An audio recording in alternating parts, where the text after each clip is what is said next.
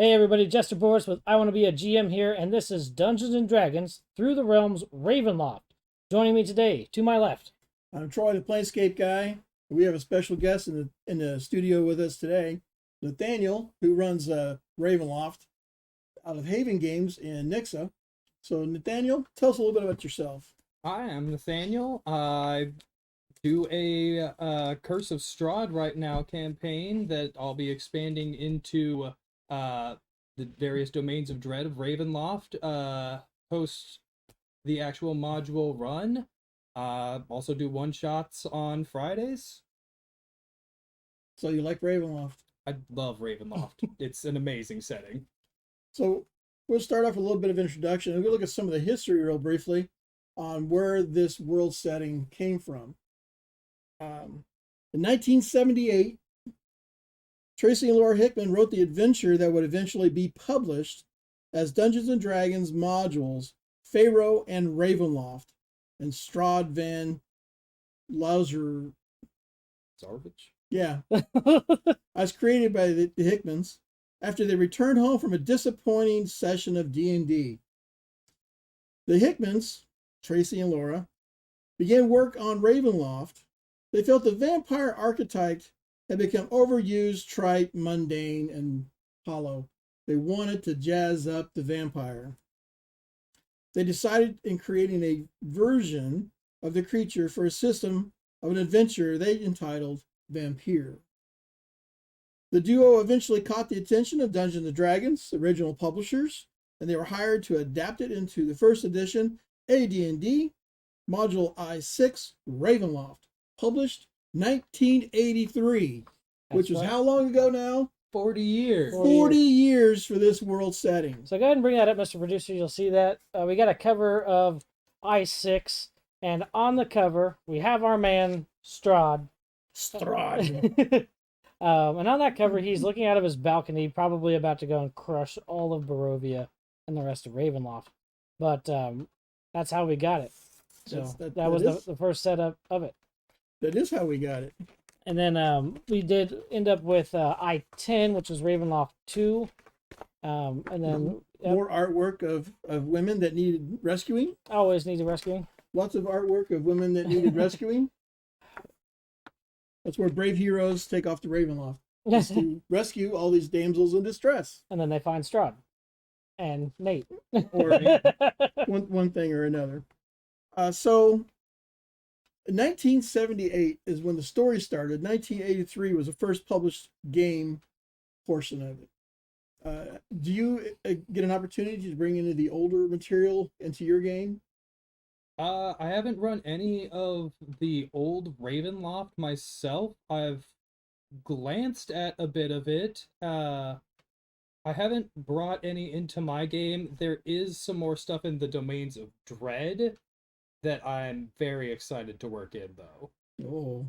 Mm-hmm. I just don't like the sound of that. Yeah. And the domain of Dread. Well, no, there's domains of Dread, Troy. It's right, but it's none of them are Judge Dredd. Well, I don't think I'd want that either. And, well, probably not. Unless you can create your own, so it could very well be Judge Dredd. So, in the world setting overall, the things that give it a special flavor, the monsters, the overall setting, everything, what really excites you about it the most and makes you want to play it all the time? I mean, vampires is what first caught my eye. I like vampire stories. I like the lore. Seeing Strahd very poised on the cover of the module sold me on it immediately. When I cracked open the module and started reading up on mongrel folk and the Vistani, and then in Van Richten's Guide to Ravenloft, all the expanded monsters and possibilities of these different planes of existence, it just made my mind race with like every horror movie I've ever seen and how I could really inflict that on D&D players. So you probably don't watch a whole lot of Little House on the Prairie. No, because there's no vampires and werewolves. No, he watches Haunted House on the Prairie. Haunted House on it, probably. Well, for those of you that don't know, the world setting of Ravenloft has a lot of influences from Eastern European cultures, So we'll see cultures in there, such as gypsy cultures. We're going to see a lot of castles and European style towns, and a lot of that influence that underpins some of the fantasy and fantastical elements. And then, of course, from there, we also get a lot of the creatures that become the things to eat your players with. Yeah. But very, very gothic, but not the kind of goth that puts on too much eyeshadow and hangs out at the mall. This is very goth, like I'm eating you today kind of goth. And then they always wear something nice afterwards. It's a definitely an era and a whole world setting of that. You'd see it paralleled in things. The guy who played Hugh Jackman was in the movie. It's forgetting it now. Oh, Vampire Hunter. Yeah. Oh, Van Helsing? Van Helsing. There you go. Yeah. So Van Helsing, if you need a visual reference, there you go. Thanks. Love that movie. Sometimes our brain don't work. You don't say. Yeah. So, when did you start playing Ravenloft? Ravenloft. About the time they released the coffin box, I got it about a month after that. Cracked open the book and just immediately was like, all right, roommates, a couple of friends that also play D&D, we are doing this. I bought it. I went out and got all of the miniatures for every single named NPC that they put out, and I was just like, I'm all about this. I got really excited about it and just couldn't wait to run it. I ran it as fast as I could every chance. I was just like, can we get the schedule together? Let's play it. And as soon as I finished it, I started up a new one. You're on your second or third playthrough? I'm on my second right now. Right. Looking forward to my third. I will start one. So Ravenloft has been with us since first edition, but it's probably been one of the most popular and most played 5th edition campaigns for the new setting, and for good reason. It's excellent. There's a lot of fun, and you don't get this sort of horror elements in the same way. You know, fighting a demon is not the same thing as being like maliced by Strahd as he sits there with his cup of blood on his throne, begging you to come and attack him. You know, I would say, especially since they have released this other expanded material, the different books that cover the different things. Well, it was really expanded on it quite a bit. It was so popular that they had to. Right, so we didn't just get Curse of Strahd. We got Van Richten's Guide to Ravenloft to expand the world setting a little bit, bringing forward some of the material that we'll be able to show you from the earlier editions, and really just opening the possibilities up for, okay, we're in the world setting, maybe we're dealing with Strahd, maybe we're not. There's a lot that goes on. Each region is very different, and, particularly, I know there's a lot of people when, 5th edition came out, it was Tomb of Annihilation or Curse of Strahd. It's like, do I want to be ran through the literal meat grinder of a Gary Gygax dungeon, or am I going to fight some vampires? So, it's been very cool to see Ravenloft have a lot of popularity in 5th edition. Yeah, I love the fact that it's back out and everybody, all the young kids these days playing in it, like, they're still crazy. They want to get killed by vampires. I still have a character that's running down the road trying to get away. Just can't do it. So, Troy, you got some of the 2nd edition material in front of you. Let's take a look at some of that. In 2nd edition, when Ravenloft came out, it came out as a box set, and this was the whole entire everything of Ravenloft. One book. There's monsters descriptions in the back, and a little bit of this, a little bit of that. But this is the whole entire everything, and it did come with several maps. This is the older map. Barovia's kind of in the middle there. Barovia's where what's his name has a condo. I've heard. And, at least a loft. At least a loft. I think that's his summer loft. I think he has a pretty bad bird problem, last I heard. Yeah. There are a few other maps that had some of the villages and towns around in the area. And then they have these different encounter cards.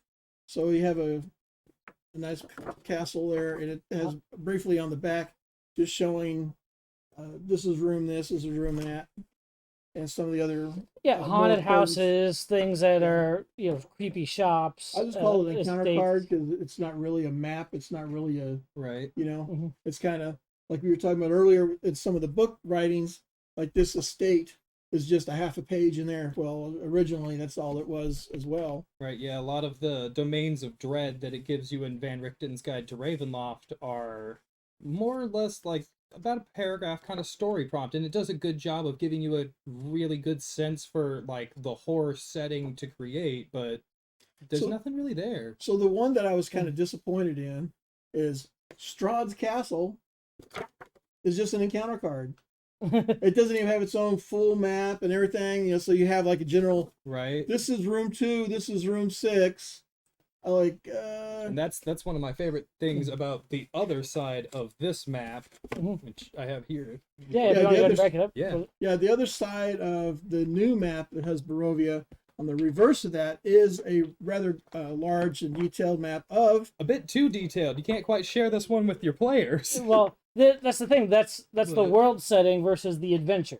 Right. Strahd's Castle was a notable location, and so it got an insert. Here, we're going to be in here getting murdered. The map of Ravenloft from second edition. No, bring that up. Bring that up. Right here. So this is, they haven't changed it much. You can't see. No. But so there's Strahd's Castle. Very cool. And then there's that floor insert. Oh wow, it's exactly the same. It's just the same as it used to be. That's all we got. So 5th edition has definitely expanded Strahd's Castle quite a bit. Very cool there. I hadn't seen that side by side before. That was exactly the same. That's wild. And so this is one of the things that's, I think, the most fun for us, having played for so long, is to see not only did they bring this content forward, but they brought it forward from the original material. Yeah, and how they stay true to the origin. You got. There goes the other way. There you go. There we go. Thanks. Waha! Map folding 101. I got plus 10 XP. You have to take it back to the gas station where you bought it to have them folded it. But so some of the original, there was a second box that got this material here. This came out of a second box. I no longer have the box. However, these 5 books expand on different aspects of the world setting. Where, let's see, when we were looking at earlier, Oaths of Evil, it talks about cursed objects, power checks. I'm sure you've heard about some of those kinds of things, and just curses in general. So each of these 5 add a lot to it. I'm sure somewhere in the new material, this stuff is transposed somewhere into it. It does do a section on curses as well as what they call like dark gifts in this. Yes, yeah, the dark gifts are talked about in these. These books are definitely an expansion of ideas for the DM who just loves to torture their players that much. Well, like we see with 5th edition, we saw the same surge of popularity and excitement in 2nd edition. So we got the 2 modules, very popular, I6 and I10. 2nd edition comes around, we get a full box for the world setting, and that was well received. So then we got expanded material and a ton of modules. And I can tell you, having played a lot of 3rd edition, we got a ton of Ravenloft material pulled forward into 3rd edition as well. And so, those books that you've got there, Troy, have been expanded on. They've seen use in modules. They've seen inclusions, updates, changes, additions, all through Dungeons and Dragons runs. So wow. It's just all, I got a little distracted trying to read something because it's so small print. Yep. So I think that's a pretty good intro. We've talked a little bit about maps. Well, before we get on there too far, one of the people that we weren't able to say hello to yet is our friend Dustin that we met at CK Games. Dustin, we met at CK, was also a fanatic of Ravenloft and has a 3-inch binder of all kinds of a very extensively researched world setting. I think he actually has more material than you can possibly buy. How he did that, I don't know. But he moved on us to Florida. So if he's out there and watching tonight, I hope we get us on the Twitch. You'll see his username is Magic Man. He's with us on our Discord. So if you're running Ravenloft, you can hit up Gendo Hikari or Magic Man. They will be able to give you a lot of pointers on putting Ravenloft games together, what pitfalls or things you might need to anticipate for as you get your players through these modules. But shout out there to Magic Man, and we miss you, and we hope you're doing well in Florida. Just real quick, as I was scrolling through here, we got several people on here tonight. Preacher Man 2366. That might be might be him. Yeah. You think? I don't know. Maybe change his name. He is a youth pastor that he likes to kill. So if that's you, hi. If it's not you, well, hi anyway. And Boss Kate, she's on. She's hey, sure Katie, we stay straight. Yep. Vex and Lex. No, Lex and Vex. Welcome. Hi there. Yep. Thank you. Preacher Man, Boss Kate. And then the disembodied voice behind the camera. Yeah. So you had something there, Mr. Producer? Yeah, I was just wanting to point out that the map behind you there, Borris, is just Barovia. And Mr. Nate, if you could point out Barovia on the full-scale Ravenloft map. It's right there. It's right in the middle. It's right in the middle. No, right there. That's it. Yeah. That's it. That's all of Barovia right there. Yeah. So. Well, it's just a country estate. Well, it's just one of those things we've seen, as we talked about. If you guys saw our Faerun video, the world of Aber Toril includes Mestika, Oriental Adventures, right. Like the whole world is huge, and so 5th edition has come down not just to Faerun but to the Sword Coast. Huge tracts of land. So, but while we're dealing particularly with Strahd, his minions, and the area that he operates in, that is Barovia. So we're not in the full world setting of Ravenloft.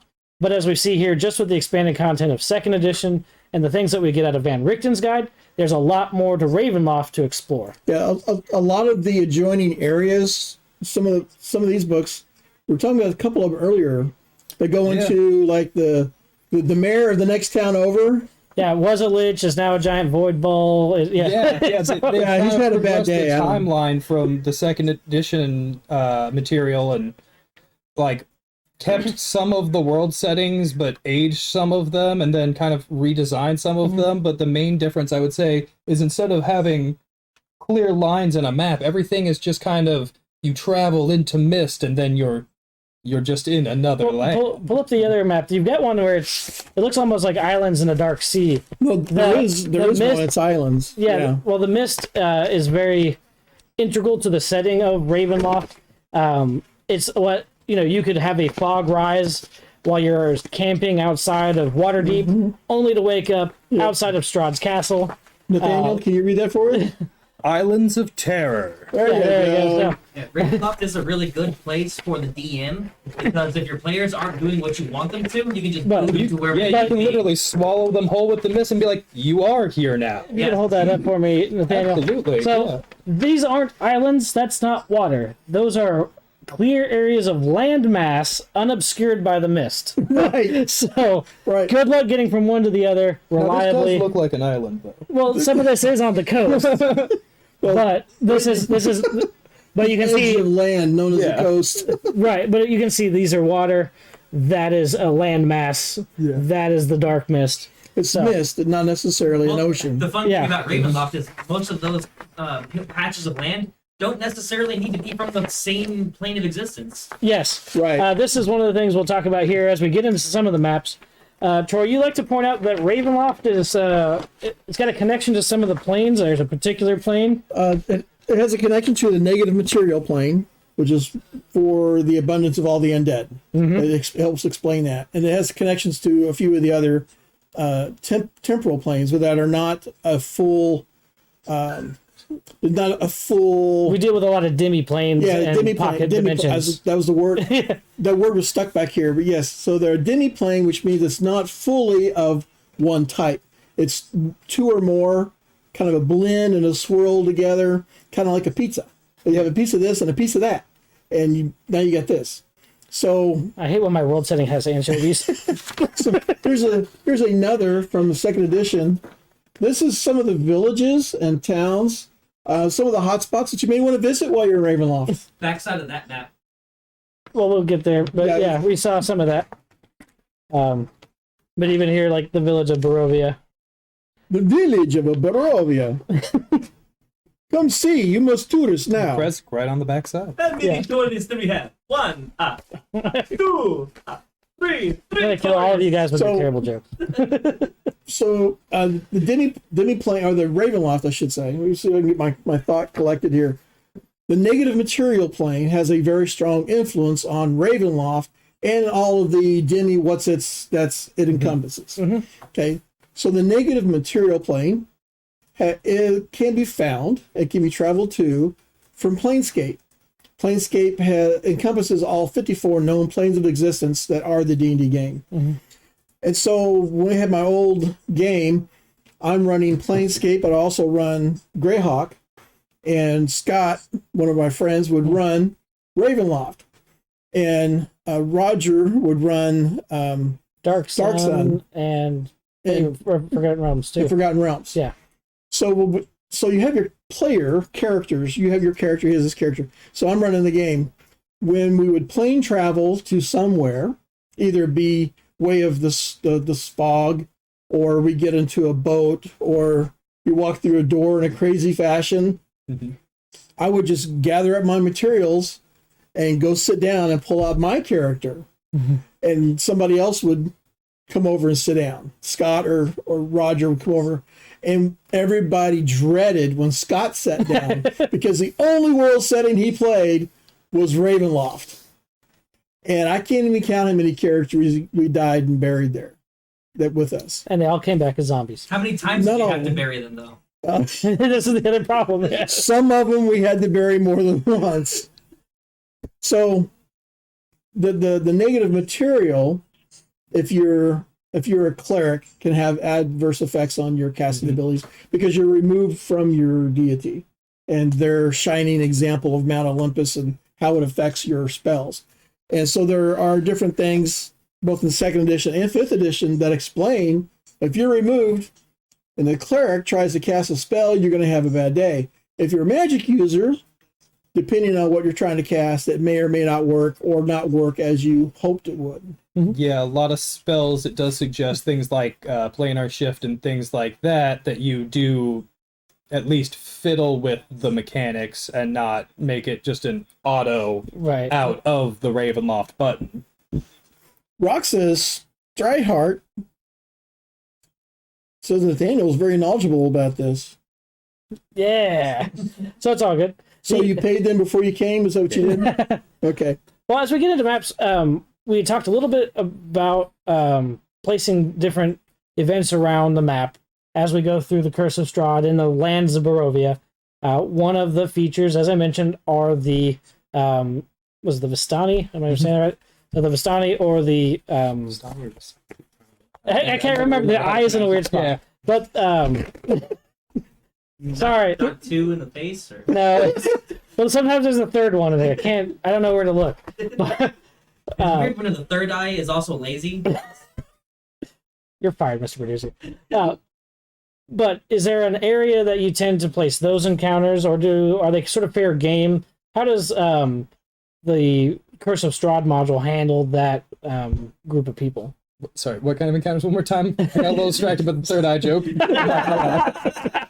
Well, that's what Mr. Producer is good at.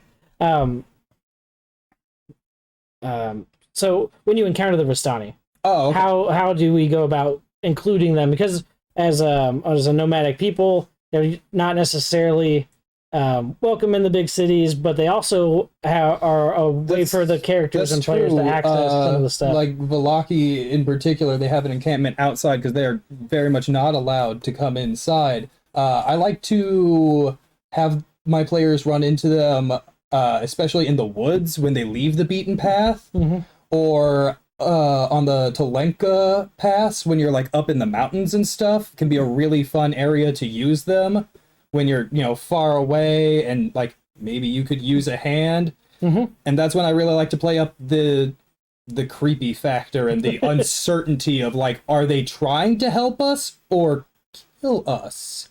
Why do you always wait till we're so isolated?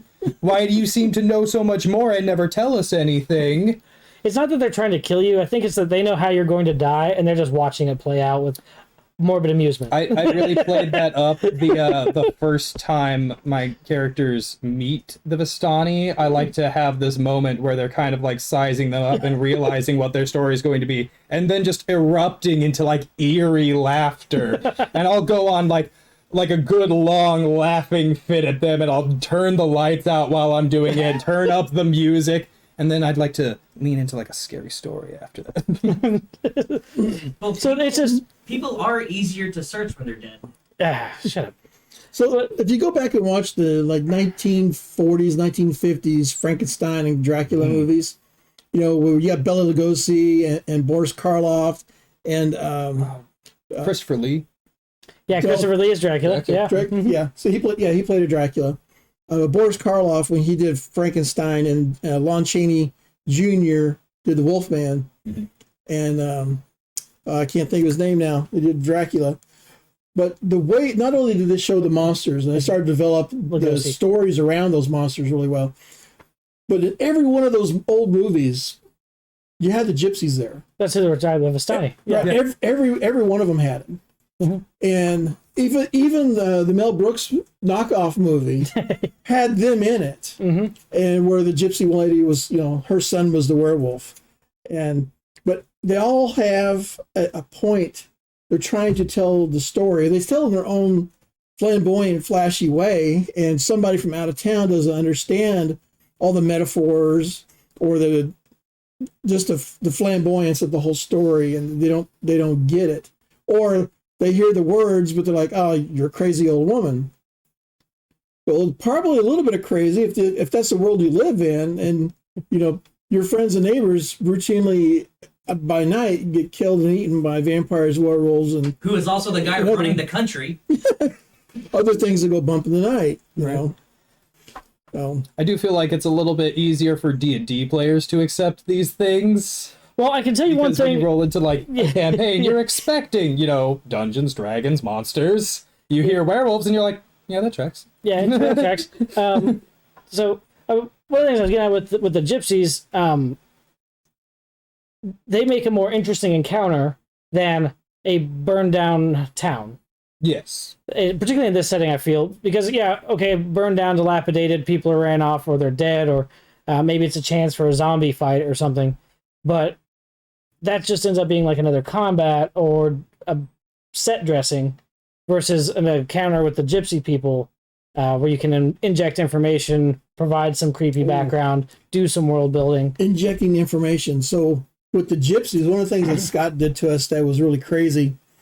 So you encounter the gypsies, and they would actually put like a hypnotic trance on you as they're telling these stories about vampires and werewolves and things that go bump in the night and stuff. And while you're in this hypnotic trance around the campfire, and the old gypsy lady is telling you this crazy story, they wouldn't necessarily try to steal what you had. They would write notes for help and stick them in your pocket. And so the next day, when you get ready to do something, this note falls out of your pocket. And like, this had to come from the gypsies. Mm-hmm. Why would the gypsies ask for help from us? And why second level? And why couldn't they say it out loud? And why couldn't they say it out loud? That's they're so good for playing up just the unsettlingness of the country and keeping your player characters not clear on like if you're doing a good thing. Oh, right. So as getting here towards the end of how we're dealing with the maps of the area and that sort of stuff, is there anything in particular that you like to add or direct people to as you go through Ravenloft?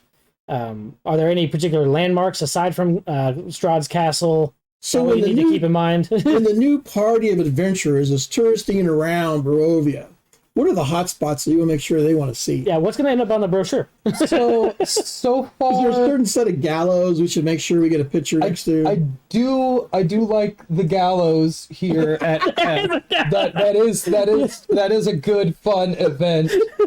And it even has a little like cinematic bit for you to describe written into the module. I also really like playing up this whole mountain range on the way to Ravenloft. It has a few landmarks that it gives a little bit of detail on, but adding a little bit more to just the challenge of like traversing the mountains and stuff and putting in just a couple of small maps can make it a lot more exciting for like those level 1 to 3 players getting to Castle Ravenloft, trying to meet Strahd for the first time, and really giving you a good feel for the country. Cool. Nice. So for something like that, I would I would also would say remember you're in Ravenloft and that there are tree type creatures all throughout D&D, right? So you have tree ents and dryads and all that kind of stuff that could literally be the woods in Ravenloft. Right? You get a bunch of like the twig blights, needle blights, scarecrows, all kinds of stuff to creep and crawl through the woods after your characters, which is really fun because there's a lot of areas where it's like, or we could just pass through this small patch of trees. Yeah. What's that? No, I've seen that movie. I've seen that movie. All right. Well, before we talk about the peoples, let's check in with our folks here. Peoples. Yeah, Roxas Strife seen that horror movie too. Really funny, says. That's why I have trust issues. So, no, the gallows is a good time. Good for all the friends and family. What are you, about a 17 and a half? Bring the kids there. Yeah. So we've talked about history, culture, a little bit about some of them. Is there anything historical where in the history of the world setting that they may tie some of the fancy NPCs we have figures for into their own history within the land? Because we do in the module go to several cities, and each of them does have their own unique flair. So, from like, how is Barovia different from, I forget the V name that we end up in? Vallaki, there it is. Vallaki is it's kind of a gaslighting town. They say everything's great, everything's super, and anyone who disagrees is going against the burgomaster. You get thrown in the stocks and stuff, and it's really fun. You get to play into some like political intrigue aspects. There's some fun NPCs in there that you can play as like directly against the like current norm, and there's a lot of directions where you can take that. And then you have Kresk, which is a lot more secluded, and it's not welcoming to outsiders. And you get the Abbey and the Abbot, who's another very fun character, and one of the few that isn't like native to Barovia, wasn't there when it was consumed and became a dread domain. You also get the mongrel folk in there. There's definitely one of them here. Yep. And they're a very fun and unique race to play with. Because their existence is kind of sad, honestly. They're almost pitiable, but you kind of can't get too close to you because they will bite the hand that feeds. They don't have anyone that's kind to them or willing to give them food. So you could be like, oh, here, have a ration, but they're just as likely to have your fingers. Gotcha. So Preacher Man says that he started a party at the Krezik and made their way to Castle Ravenloft. So it definitely changed the pace. Instead of starting in Barovia? Yeah. I started a run like that. Unfortunately, I was doing it for a couple that was friends of mine, and they moved, so I didn't get to continue it. But they thought that was a really cool place to start, too. I have done Death House for my other two starts, because I love it. It's brutal. It's so easy to drop players in Death House. I try not to. I don't love player killing, but... We must clarify. You can kill characters, not players. Yeah, he's on the same boat I am. Player deaths, man. Yeah. Actual player deaths. We cannot condone player slaughter. Characters, kill them all you want. Players, no. Death House. That's why you bring a friend to D&D. So whenever your player dies...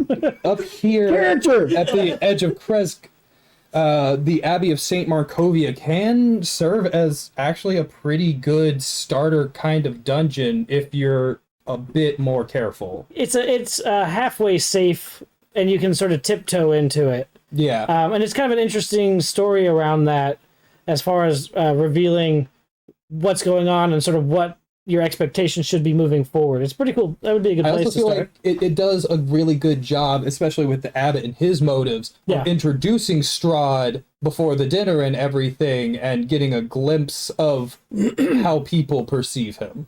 Right. Because that's going to be one of the big things that each of the cultures will see him differently. They're going to respond to the threats differently. So the one that doesn't have outsiders, the other one that's 1984 gaslighting. And then you have Barovia that's just been absolutely just slammed by Strahd right there at the foot of Warsaw. Ravenloft. Yeah. So, yeah, they live in his shadow and they know him quite well. Yeah. So, definitely the cultures, though, again, it's a very Eastern European. So that style of dress is something we can expect to see.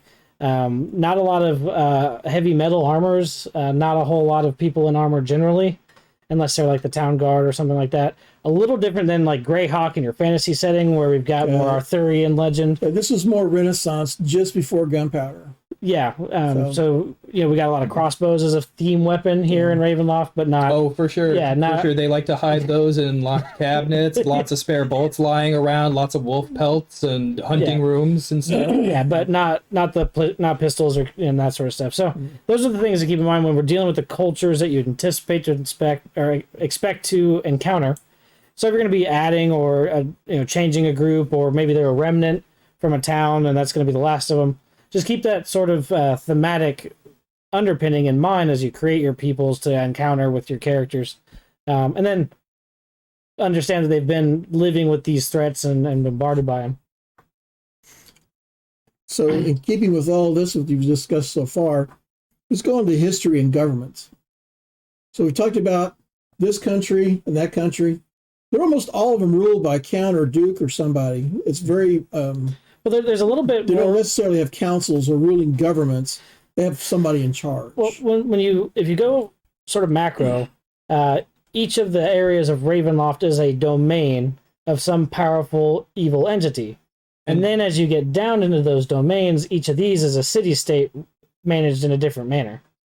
So yeah. So each domain kind of like is created, at least in the 5th edition, around like a extremely painful moment that causes the dark powers to hone in on the location and swallow it off of its material plane and add it to its collection of domains of dread, pointing like the creature or even creatures, if you want, as dread lords that become an integral part of why this area keeps reliving the same experience in this eternal kind of agony.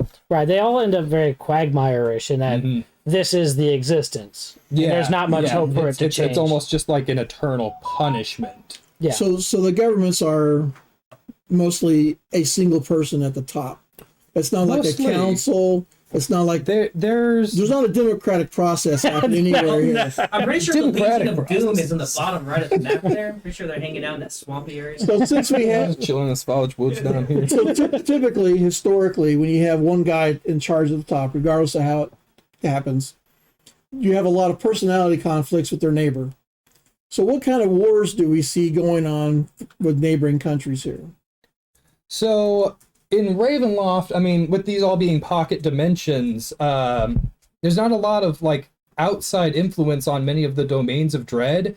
There is a few domains in the book where there is multiple sources kind of vying for power or to be a dread lord. Like one of them, I believe, was in 2nd edition, and we were talking about it earlier. In 2nd edition, there was a powerful lich that you fought there, whereas in 5th edition, the lich has been defeated already, and there's a giant shining sphere that hangs in the sky. Yeah, what's left of his power is now an orb sought as a treasure to be controlled or usurped by factions within the land. Yeah, and there's several different factions that are kind of vying for the power and trying to... Because if you can become a dreadlord, that realm reflects your will at that point, so it's hugely powerful. So Dirtiest Player oh no, what we got? Has a term that I really like, tyrannical monarchy. Oh, for sure. I don't know if that's an official description, but I like it because it definitely describes... it's because it's somewhere between a king and a queen and the mob. It's like how they get there. So tyrannical monarchy, I like. For sure, and they're basically hard tyrannies, not soft tyrannies. You know, so it's my way or the gallows way. So we have so what type of commerce do we have? Trade between the neighboring countries? So I think the Vistani is kind of the main like trade in between countries, because they're the ones that are able to actually freely pass through the mists and bring in any like magical items that you would want to see in the run, but it doesn't innately give you access to. I really like the salami that they make over here, but if I live in Barovia, I can't get that. Right? So I'd have to go there to get that. And that's a quest. I'm gonna find some third level characters to go make me a salami sandwich. That is something I'd forgotten about, and one of the things that's unique to the gypsy culture is they can traverse the mist. If you like, regularly and safely. Yeah, and so they're like, I want to go to Coney Island for a hot dog, but it's through the woods of the mist. They can do it. You walk into the woods and you're going to end up somewhere else if you survive it. Yeah, the mist can kind of do what you want as a DM. They could pop you up in a different location within the same world. You could just be in the closet in this house because I wanted you to go to this house. For sure. Particularly with the way that the dark powers are understood and how they're connected or influenced with. It's all very, like, the fabric of the world setting kind of stuff. But they are the only ones that can actually make that traversal safely all the time. And it does give you a lot of ways to help the players go through them. Got a question for you, Nate. Yeah. Preacher Man is asking, did you ever use Vasily von Holtz? And if you did, how did you introduce him to your party? I have not. Well, so this is your second playthrough, and there's a couple things that you haven't got to run through. And I know that, Preacher Man, you ran through the Amber Temple, but Nate, you haven't got a chance to do it. I'm so excited to use the Amber Temple. My players aren't even close to it. Well, you know, all you have to do is have them walk off of the path a little bit, and then guess what? They're at the Amber Temple. Yeah, I think they should be higher than level 3, though. Nah, they're fine. They're about to hit level 4. Now, I know my professional opinion, they should be good. When he went through the Amber Temple, when we talked with him there at CK, that was a cool dungeon. There's a lot of lore wrapped around it, so I know his players really enjoyed it, and so I'm sure that you're going to just lean right into it. Oh, I'm pumped. I didn't get to use it my first time. It made it into the second one. I haven't had a chance to run or play Curse of Strahd. I still run and play a lot of sci-fi. Where does Vasily come in at? Do you know? Are you familiar with where he comes in? Actually, not. He's not. Okay. I remember that character. Tell us, Preacher Man. I did a review before this, but... So, Dirtiest Player says, dark powers seem directly responsible for the misery of many of Ravenloft's inhabitants. Well, they also appear to play a role in the disbursement of justice. I can find the exact quote, but here's the cool thing about the dark powers. From a DM's source book, they are exactly what the Dungeon Master needs them to be. They can be individual dark entities directing and interfering with Ravenloft. They can be a more amorphous lack of will, just whatever the DM needs it to be. But it's always explained as the dark powers. And so then the mist and the dark powers, this begins to be the fabric, the tapestry of Ravenloft. So whether the dark powers end up being an entity that the gods are hiding from, it's why you tend to encounter them because there are gods in Ravenloft. But you tend to encounter them in small, working in the shadows ways instead of out in the open. Firstly, the Dreadlords, and secondly, the Dark Powers don't like that. But the Dark Powers are described as being what you, the GM, understand or want them to be, so that you can direct the game as you see fit. And that's I played that very different in my first run. Oh, yeah. The Dark Powers were almost as prevalent a character as Strahd. And so that's the cool thing about it. They can be, if you need it to be or want it to be, it can take form, and there you go. Well, how do I deal with this? It's literally the fabric of this reality. Well, I had a player who wanted to play, it was an elephantine rogue. Oh, literally the elephant of the room that no one noticed. How does he get his fingers on the strings for the bow? I think, don't they have like humanoid hands? Well, the gift do, but I don't know about the elephantine. It wasn't a bow one either. It was very stabby.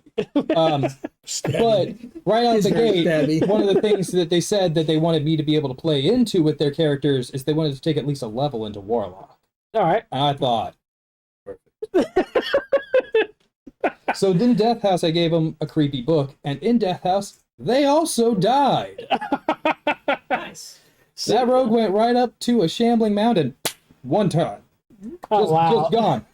However, this was a great time to introduce dark gifts. Yeah. Yeah. And I had the dark power approach it as a warlock patron. And that happened several times throughout the run that the dark power would directly interact with this player and give them somewhat helpful things, but also point them towards incredibly dangerous, horrible situations. So our preacher man says you may want to be careful about the spoilers you're releasing because your players could be watching. That's okay. He'll kill you a different way next week. So well, that runs. That was done. That was last time. Yeah, I've got more sinister plans this time. New and interesting ways to kill the player. Yes. where did I put my What are you looking for there, Troy? Necronomicon? It's behind.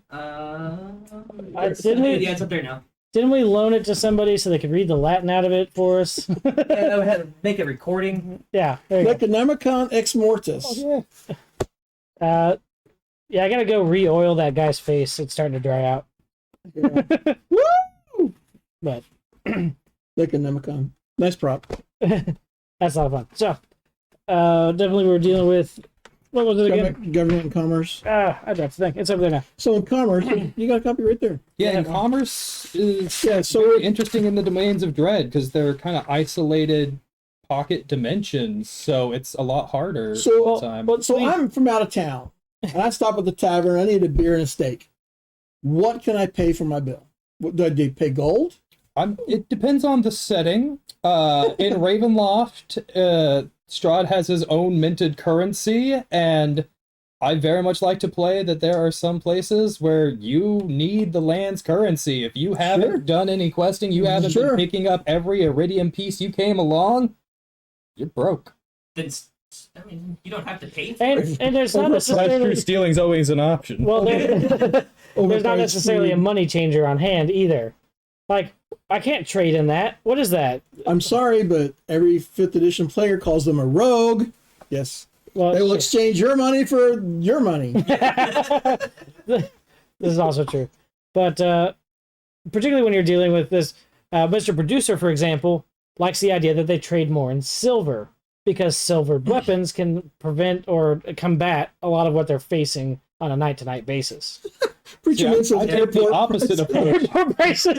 I make silver very, very limited for those reasons. Right. And if, like, Strahd has almost exiled it and, like, ordered all the Vistani to, like, get the silver out of here. Copper, fine. I'm using silver kind of like how Dark Sun uses iron. It's very rare, but very valuable. So if you go to buy something and you want to pay gold, I'll actually charge you more for it. But if you have silver, I mean, it's a pretty good trade. You know, I'll take less silver than gold. Yeah. Airport prices. As long as they makes don't... complete sense. Yeah. The botulism's free. The botulism's free. So about that steak I had, was it beef? Actually, in Ravenloft, typically wolf steaks. Okay. That's a lot of wolves. There's How does a lot of wolves. How does Strahd feel about that? That- Because there's a line in the book that says Right. that all the Strahds know him by name. Yeah. But it's so typically when you're dealing with the cultures, some of the stuff that they'll have for sale, you know, as some of these peoples are embattled all the time, their resources are going to be limited. Yeah. So that's one of the other things that makes Ravenloft sort of more difficult if you're playing it more straight out of the 2nd edition stuff. You can't go find healing potions. Their apothecary was eaten by a ghoul last week. Yeah. Oh, no, I do that in mine as well. Sure. Unless the run drops you a healing potion, or you made a character That's another. who took the healer feat. You're not getting them. So, and that makes, again, with not Ravenloft being tainted with negative material energy, it can make your cleric have a more difficult time. So, you know, healing items, basic food and necessities, tents, those sorts of things may or may not be more rare depending on how, like, what of the perils you want to have affecting your party. Are we going to be dealing with weather? Are we going to be dealing more with the wolves? So just keep that sort of stuff in mind. But you can also change that town by town so that you can reflect the cultures and the things that are important to them at that moment. Especially domain by domain, like Oh, for sure. wildly different resources. We were talking earlier. There's a desert one. Bookmarked it so I don't forget the name or get it wrong. Well, we can't pronounce it at all, but Harakir is very Egyptian, very desert everywhere. It's got like one kind of like city that's got like a populace. They're not really interested in your money, but if you've got water, right, that water skin looks great. I'll tell you whatever you want to know for that water skin. I wonder how much that magic item would be in that area, because there's a magic item that The has, Canter of Endless Water? Yeah. oh Or yeah, an alchemy jug even? Yeah. yeah. Not only water, I mean, but mayonnaise. I could open up my own water company there. That's my favorite thing in D&D. Alchemy jug. So you can just mayonnaise. Yeah. 5 gallons of mayonnaise. Mayonnaise again. What are you doing? Carrying a slick trap on the floor with 30 gallons of This mayonnaise. is my slow cast grease spell. Grease. So we were talking a little bit ago. You mentioned 30 player makes a point here about coinage being struck with Strahd's seal. So does he have his own minted somewhere? Talking about his own mint. So Strahd other has lands, his own minted coin. so other lands would as well. Is it still cold? It's still the gold. Could be. There's other places Well, it could be, but to Dad's point, I would expect that there's at least they either would have to deal in his currency because he's so prevalent with Barovia that it may not be the only currency you find, but I would imagine that it would be everywhere that we're going to encounter at least in Curse of Strahd. But it doesn't preclude the chance that you're going to find other currencies. Right. So that's one of the little details that I like to use on thieves or assassins. When the heroes meet up with them and manage to either kill or capture one, in his pocket, a whole big bag full of coins that are minted in the kingdom of whoever it is that they're fighting against. Yeah. So it can lend a clue as to the big story as to what's going on. Even some little details such as that, where the coin was minted from. So, make mention of any of the others, or do you know off the top of your head? So Drekken coined it. Drekken coined. Yep. Bear the Baron's coat of arms, a lancer riding atop a horse. Yeah. Dirtiest player. I don't know where Valaki is. He's all over this one. So that's in Barovia. So that's not even like that's not Strahd's symbol. No, of that's kind of the all will be well kind of gaslighting town. That's like, oh, Strahd, that's not even happening. Like we're behind everyone. We even have our own money that doesn't. Yeah. Wow, and he allows that. I mean, if I was the guy in charge of this land, and well, you got to remember that Strahd is 800-900 years old. He has to have some amusements, and I'm sure watching those guys put on the clown makeup every day is, in his eyes, right, to go and say everything is fine. Festivals of the sun, like what sun? Magic mirror, magic mirror on the wall. Show me the most pointless ball of them all. Yeah, yeah. So I imagine for things of that nature, it's more entertainment to him. He's like, I could wipe them out, but then I wouldn't have anything to make fun of. True. And then in areas like the Amber Temple or areas like that, they haven't been touched in so long. There's no reason for iridium pieces with any of these like minted stuff to be in there. So if you find anything in there, it's going to be like old gold coins or bars even. Mm-hmm. Well, I mean, he brings up another point there, but basically every place puts their lord's face on it. Yeah. I mean, true through history. If you look at Roman coins, you can tell what era they came from. You can't read them because you make the guy's picture out on it. Every Caesar had their own picture. Caesar Bob, Caesar Stan, Caesar Salad. They all had their own picture on it. Everyone through history, even look at our money. We have our own people on our money. Yep. If you go to Japan, they got their people on their money. So that's one of the ways you can find. I mean, a piece of gold is a piece of gold. It's a piece of gold. Right. But what's stamped on it can make it more valuable or less valuable. Well, as a historical piece versus just its weight in precious metal. Yeah. And one of the things that's been done through history and through just about every game I've played, Gwydion was doing this in the game I was playing. that they were finding tons of gold. They needed wagons to carry it all, but it was minted from an enemy country. So he actually took the time to take wagon loads of gold and silver to a smelter, had them melted and minted with different coin stamp, so that they were now from this land. Lost a lot of money in the process, but they were now safe to spend. I'd probably just turned them into bars, but yeah. Well, you one or another. Bars are a little bit harder to trade in, though. Yeah. To be fair, yeah. Some merchants will work in bars or... Well, I know that if you contact the Ferengi, they like slips of gold pressed latinum. Oh, wait. I don't know if we have... I'm in sci-fi again. There's actually a thieves organization where one bar is part of their currency level, right? So it's like I have a $1, $5, $10, $20, right? So they have like, they have like silver, gold, and bar. Mm-hmm. So, everything that coin struck is worth more than its value. Historically, so historically, yes. Yeah. Is it from one land or the other? Well, and do they make it anymore? So the Romans, you can find. I mean, there's stories about farmers digging up pots, and there's 10,000 coins in there, and sure, there's so many of them that they're not worth much. But you go find a like a true U.S. silver dollar. Mm-hmm. That's not $1 anymore. It's $15 because of the material and its historical minting. Right. So in game terms, yeah.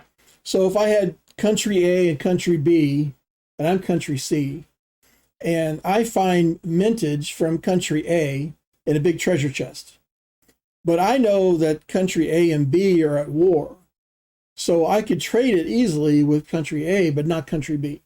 If I took it to country B, it's going to be anything, it's going to be worth less value to them pulling out a sword and trying to cut my throat because I have it. Yeah, you'll get 80 cents on the dollar because it's their money, we don't want it. So you can play up some kind of angles with like that if you, just by the coinage, the way it's struck. And you can even, one of the things I like doing with it, even more so I have country A and country B, and you can put their coinage in the pocket of the other assassin. But the thing that's even more fun to do is you find coinage from somebody who's completely unsuspecting, like the Pope.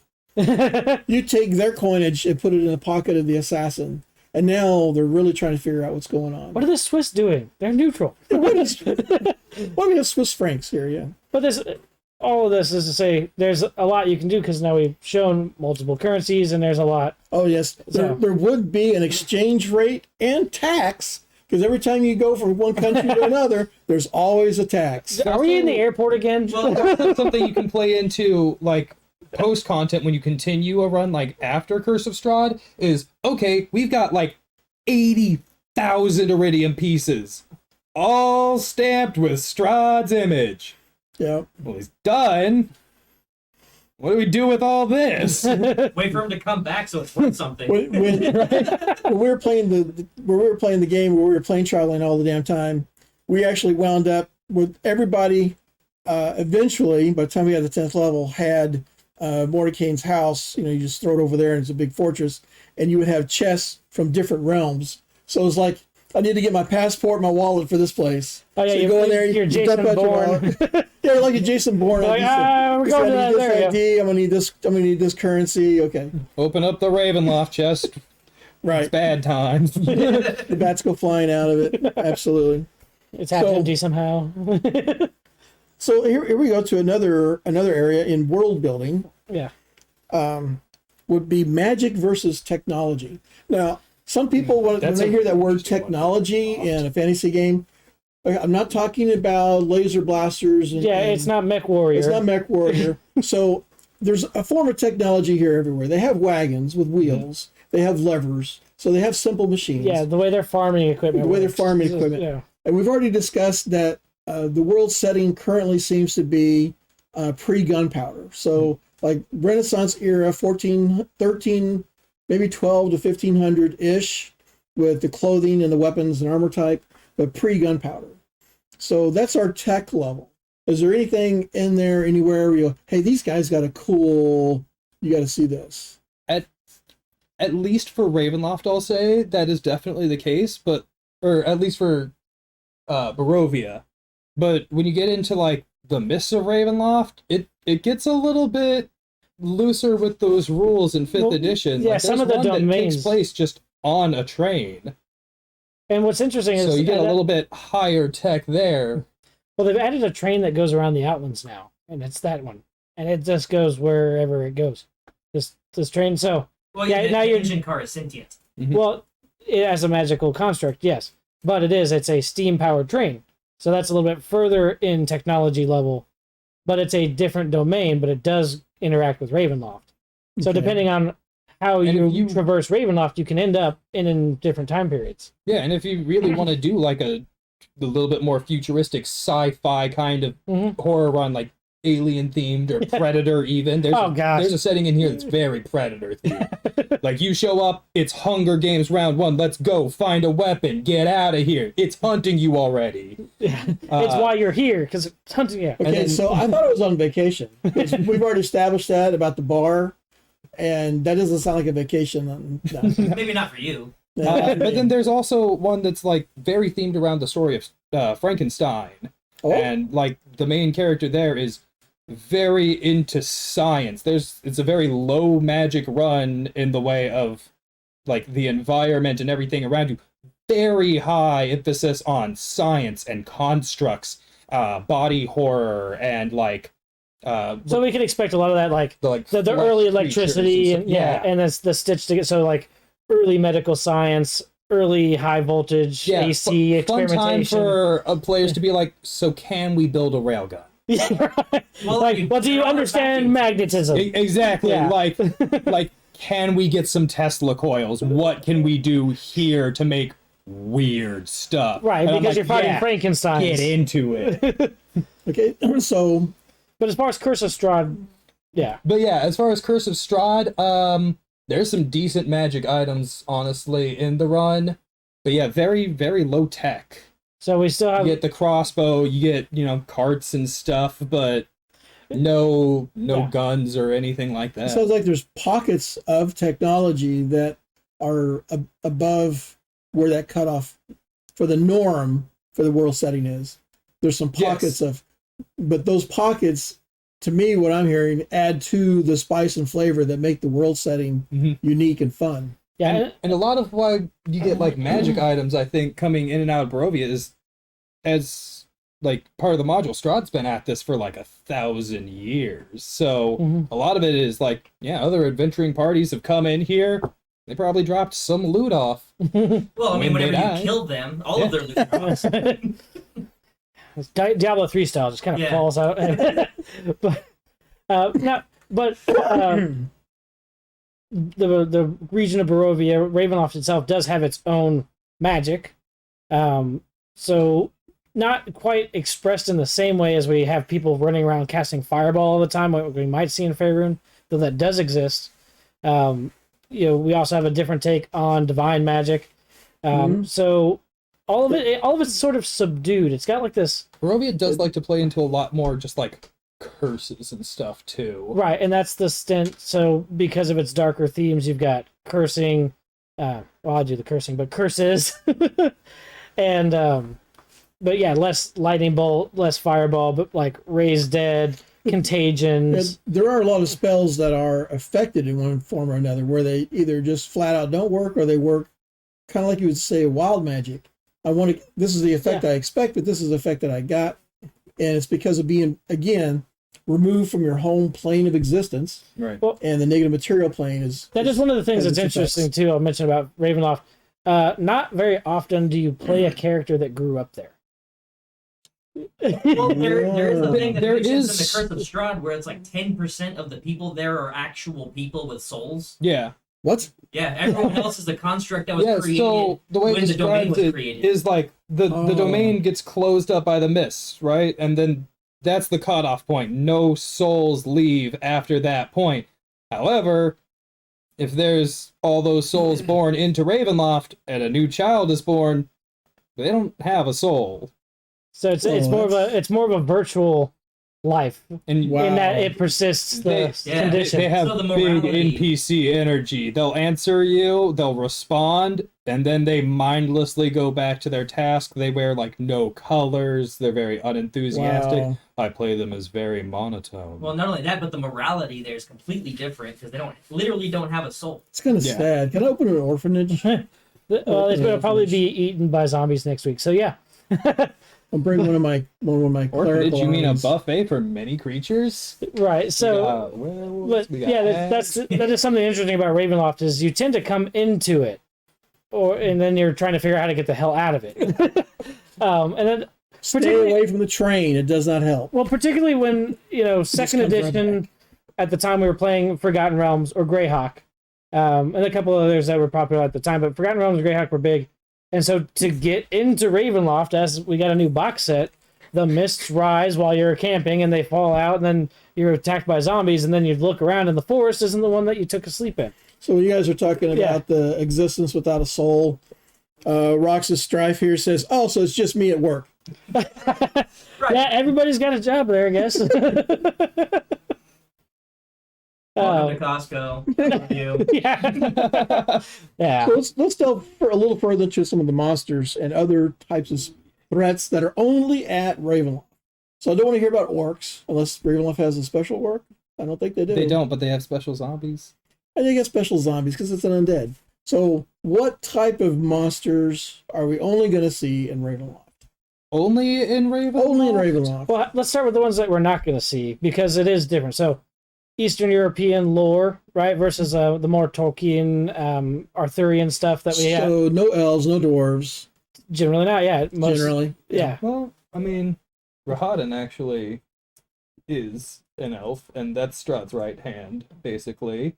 But you don't. You also get a lot more creatures that are just like this guy who's just a humanoid, but he's been kind of touched by the dark powers. He has like a malformed arm So he's not that normal. throws hellish fire, and he works as like a city guard and very short temper, big axe, bigger hand. Barbarian.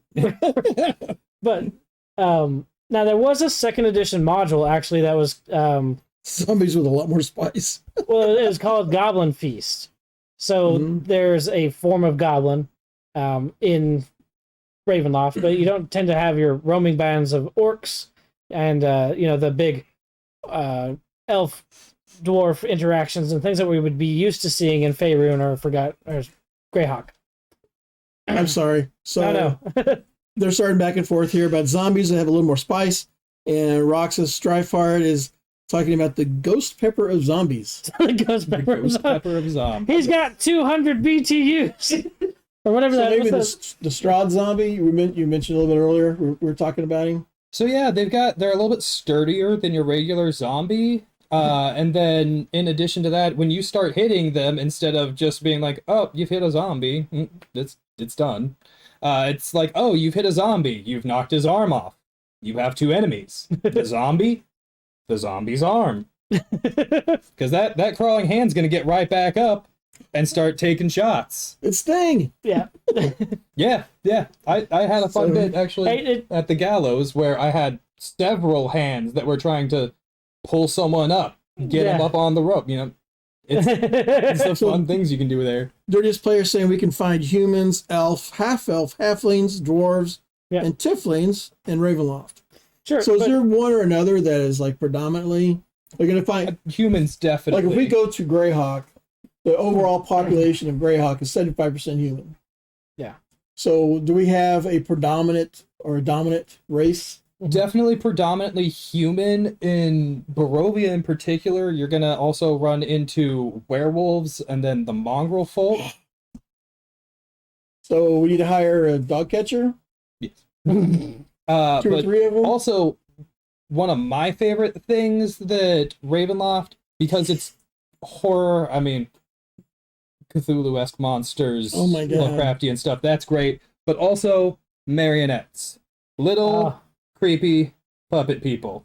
Yes, the dolls. Okay, so maybe let's do this. Fiddlewick the second. Preacher Man says his favorite are the Pittywick, Piddlewick, there it Demon is. The second, yeah! Pittywick, also known as Chucky. Yes. I actually made him a much more important character the first time because I fell in love with the miniature, and I kind of played him almost like Puppetmon from Digimon, Oh man. where he kept showing up with these little antics to test the characters as like he viewed himself as like a general of Strahd. He wasn't actually more powerful than a stat block, but I always had him kind of just out of range. So when they got a hit on him, I'm out of here. You're not gonna hit me again. And then he'd show up to annoy them another day with his little puppet laugh. I think Rose's Strifeheart likes the little guy as well. Dirtiest players bring out your character might know who the Burgermeister of Vallaki was, or that werewolves are prevalent in okay, you know these words. Sphalic. Yeah. Woods. So we have a lot more creatures going on as well. Yeah, there's a lot of creatures, and I didn't mean to imply that you wouldn't find the dwarves and elves and stuff, but it's because we have mountains, so there should be dwarves. They're everywhere. Well, right, but it's just one of those things where you're not going to see them in the same way that you're going to find them in Faerun or Greyhawk. Rose's Strife is trying to adopt a werewolf. Oh yeah, the Adopt a Werewolf Foundation. Yeah. For your small donation of $10.95 a month, you too can adopt a werewolf. You can also play Maybe shots, collars, you know. Awakened Dead or the Damp Fear. Yeah. So these are they're almost like pseudo vampires. Yeah. So you get to keep your humanoid classing and everything without taking like fully being an undead and taking negatives associated with that, but getting access to a lot of the powers that like a vampire would. Yeah, similar than if you like bring somebody back as a revenant, that's a different class of undead. Right. Yes. Similar in that they keep access to their heroic levels and stuff, but yeah, that's definitely something you're gonna find in Ravenloft. That's one thing I kind of homebrewed into my first run when I killed the Elephantine Rogue and brought them back. I didn't tell them this immediately. I didn't bring them back. I brought their soul back to their body. That body stayed dead. They were just able to move it, so they didn't need to eat, they didn't need to sleep, they didn't need to drink, they didn't need to breathe. All of those fun things. And also, it kind of was a fun way to play into why the elephant is so sneaky, is that all these undead and stuff just innately don't view it as a hostile or different creature. Well, it's not food. Exactly.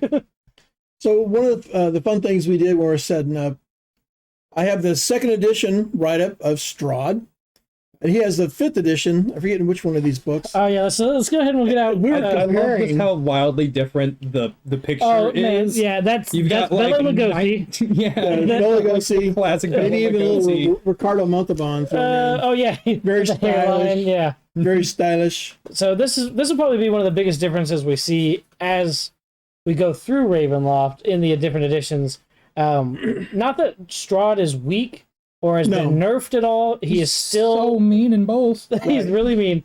But you can definitely see in 2nd edition that they were going for like evil. What you also have to understand is in 1st and 2nd edition, we killed characters continuously. It was pretty much expected. Like it was expected. You had 1d4 of HP as a wizard, and that was it.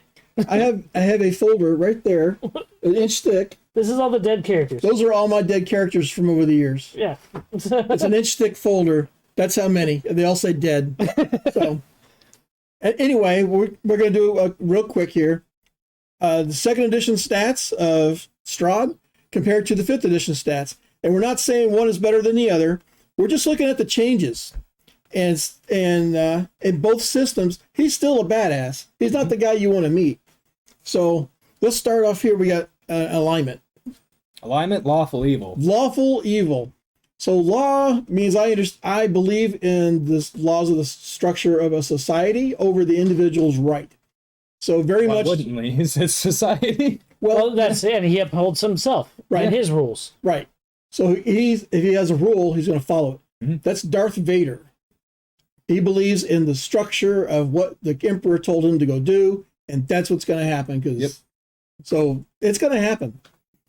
So here in 2nd edition, they actually give him a class where he is a 16th level necromancer, also vampire.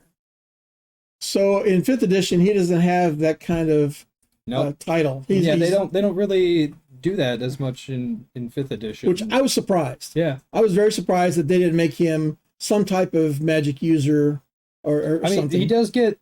It does say he's a 9th level spellcaster. It just doesn't give him like a specific class or anything. It just gives him a small list of spells. Right. And so let's start off with some of the easier ones. Armor class. 16. He has a 16 in 5th edition. When converted to 2nd edition stats of -1 to 5th edition, basically it's a 21. So a little harder to hit. I think the number is, but I forgot. Did that one give you any like legendary actions though? Well, legendary actions weren't. That wasn't really a legendary thing. actions wasn't a thing. No. But he has 2 pages of I can do this also. Yeah. So, which is what the legendary actions basically were. Yeah, they emulate. then. Yeah. Yeah, they gave him a 16 in this, but also once you hit him, you can just move. So he has a movement of 12, but flying 18. Just 30 feet flat. 30 feet. So 6 Flying squares. or Right.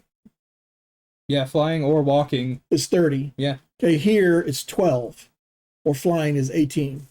So he's a little slower. He's an old man.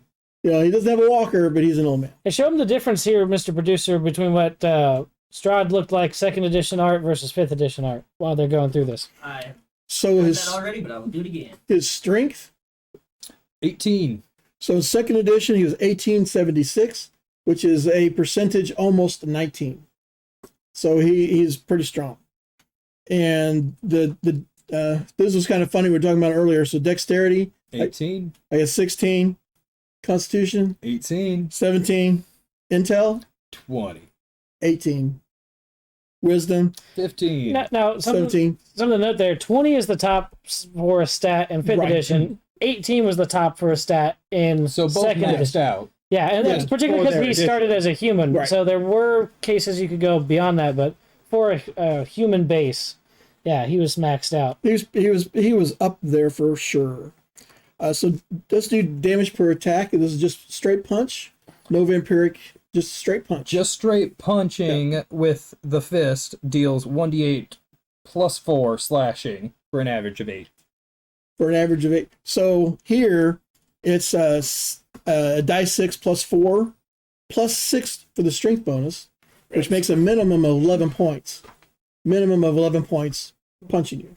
So the fist itself, a little bit harder in that. Yeah. However, it does always hit in this one with just that extra necrotic damage. Which, Well, yeah, he also has the energy drain plus spells plus charm plus this plus that. It's all that kind of stuff. When we compared to spells earlier, 2nd edition had more spells. However, far 5th more edition spells. 5th edition had a lot of more effects that were basically the spells turn into innate abilities that he can just do Right. now. So there's definitely differences. You don't want to run into either one of them in a dark alley. I don't think we touched on it. Did they still have regeneration in that for the vampires? Yes, it would take me a moment to find the page that he is on, but it I don't think in 2nd edition they did an effect like Child of the Night though. no, He that takes a action to summon either swarms of bats, rats, or wolves, 3d6 of each, which can really affect the combat when you are just like, cool, there's 18 wolves here now.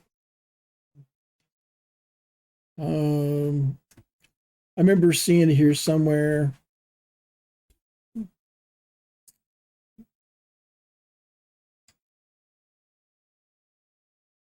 And I know in 5th edition at least, the regeneration, it's every turn at the start of your turn, unless you put Strahd in running water, which is one of the reasons it's very nice that Barovia has all these great waterways going through it. Right. Yeah, but he's so far away from any of them. Yeah, but you have to kill him and Exactly. behead him before you put a vampire in the running water. But that goes back to a lot of vampire legends, because running water is considered to be pure. Mm-hmm. So I can't remember the movie. It was an old movie, but they had killed the vampire. They locked him up in a metal box, and they threw him in this river that was supposed to always run. Mm-hmm. And so his followers, years and years later, were going to resurrect the vampire. So the first thing they did was dynamite the cave that collapsed and stopped the water. Dam up the river and just... And the river got dried. By the time they got down there to the box and they dug the box out, they opened it up, vampire comes out of the box. I mean, he was able to regenerate that fast, at least in the movies. Yeah. So. Yeah, without running water or sunlight. Yeah. And then if you deal radiant damage, or damage from holy water, that's a way to stop it. But typically, Strahd will get back 20 hit points at the start of every one of his turns. Nice. And he also gets to move whenever you hit him. So you hit him and he moves away, and then nobody else can hit him, so he heals. Yeah, he gets 3 legendary actions each round, which are move, unarmed strike, bite taking 2. But honestly, with the spells that Strahd gets and all his like super cool abilities, move. Yeah, Just take the movement action, summon 18 wolves. That's and then cast 120 lightning. feet of be wherever I want every round. Awesome. Just awesome. It really lets him make use of 3 slots of polymorph pretty well. Yeah, when everyone's like, hey, let's go fight a vampire, I'm like, why would you want to do that? Like, this is not a happy ending for anybody. Oh. Except for maybe the DM, because it's so satisfying to get that moment where you bite a character on the neck and actually drop them to 0 and be like, you're true dead. Well, I can't or maybe find a it, vampire. but I remember reading it, as it said somewhere in here. Dirtiest Players saying, check Necromancy 2nd edition. Well, we do have the complete Necromancer's Handbook behind my head here. It is up there, yeah. Well, it's just to show that it's a pretty extensive write-up in both editions. And massive step. oh, for sure. Probably one of the larger ones that you get, and you'll find a lot of those creatures in the big campaigns. But one of the things that I've always argued is that despite what the book says, you don't really kill Strahd. So, Preacher Man has something here funny. His favorite thing to do to mess with players when they meet Strahd is he serves them dinner with garlic bread. And he takes a big bite out of the garlic bread to mess with their heads about the lore of vampires. Right, I like that. Because there again, garlic is a blood purifier, historically used in herbal medicine. So that's why it has lore against vampires, because it's a blood purifier. So I love the mind games that you can. That Strahd it can actually play. says in both editions of the Strahd there that not only should the players meet Strahd multiple times before you fight him, but they should meet Strahd without realizing it's Strahd multiple times before you fight him. Right, well, that's one of the things in the 2nd edition write-up. He can alter self, and I'm sure there he has all these other innate polymorph abilities. and shapeshifting. Right. Polymorph, innate shape changing. He can appear as and here animals. They mentioned his lore about himself. He likes to meet people and learn about them because he's always underestimating their abilities when it comes to fighting them. So one of the things he does is investigate, hey, there's somebody new around. So he's liable to show up and just, be the guy sitting in the corner of the tavern to see what's going on. Yeah, and you gotta remember that level really... 16 in 2nd edition was pretty hardcore. Yeah. I don't have many characters that made it past level 7. No. He's also a really interesting NPC to potentially give as like available hireling or something to the party. Oh yeah. And just be like, yeah, absolutely. I'd love to help you with this small side quest. What I would like to do is when my players show up to Barovia the first time, they'll be accosted, I'm going to say, by a group of wolves, but the wolves don't attack them. They show up, and they kind of look like they talk amongst themselves, and the group of wolves runs away, and one wolf comes up to the party. Hey guys, how's it going? Yeah, I got a new dog friend. Yay, dog friend. No. Meet my dog friend. His eyes are red. So at this point, I think we can let you have some time to talk about just some of the fun things you and your players do in your game. Or get into the lore, because we just showed creatures. So some of the particular lore, well, we've sort of spiced it through there, but we'll talk. Let's take a second here and talk a little bit more So world building in general, right? We've covered yes. some of the maps. Obviously, maps are a big deal when you go to put your world together. But when you go to use Ravenloft, if you're going to create a domain and you want to have Freddy Krueger just slice up your players because you can, and you should. Well, no, there is the Man in the Hat urban legends is where all that came from, and Yes. it's very usable. There's actually write-ups in D&D for the Man in the Hat. Yeah, so, but, there's plenty of maps out there, but the understanding the mist and these domains and pocket dimensions, you can kind of just have it be in Ravenloft, so it's very available to you there. As far as cultures go, primarily that, was it Eastern? Yeah, I'm sorry, Eastern European. Yes. But if you do create a subdomain, it can kind of be however you'd like it to be. But keep in mind that as part of Ravenloft, the gypsies can traverse any of the domains. They can travel the mist freely. And that could be something where you introduce them into Faerun or Greyhawk or Dragonlance. As an aside, he's like, who are these people? There's not gypsies in this area. Like, I don't know, they show up every once in a while. Why? And then they're gone. That could always be a hook into later adventures or something like that. The history of Barovia, it gets interesting, but there is definitely, as you dive into these areas, they have their own histories, even though some of them are sort of stuck in temporal loops or time loops. Strahd's got 800 to 1,000 years. He's been a vampire for a long time. The things that he's going to do, the things that the people know, those can inform moving forward. Particularly, Nathaniel, you're talking about post Curse of Strahd as a module. Finally free from Strahd, what would that do to the people? There's a lot to explore. Even just hanging out in Barovia itself. Governments and commerce always need to ensure that if you put a new location together or you're going to use the location, be familiar with their power structure and how they treat money and what's valuable, what's not. There's a piece of the lore that I really like if you're looking between the different books of D&D. According to Ravenloft, Strahd's only been, the recorded history of Barovia is only about 400 years old.